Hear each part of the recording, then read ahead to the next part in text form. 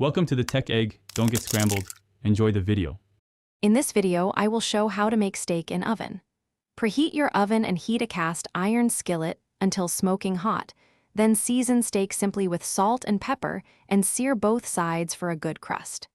Finish steak in the oven until desired doneness, resting afterward to lock in juices and improve texture.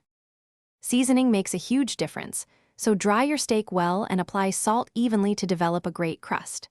Use fresh cracked pepper and optional garlic or rosemary for aromatic notes during searing. After oven finishing, rest the steak for 5 to 10 minutes to redistribute juices, then slice against the grain for the most tender bite. Timing and temperature are your best friends when cooking steak in the oven, so use a reliable instant-read thermometer to hit the target doneness. Sear quickly on high heat for a flavorful crust, then transfer to a 450 degrees F oven to finish. Remember, target temps like 125 degrees F for rare and 135 degrees F for medium.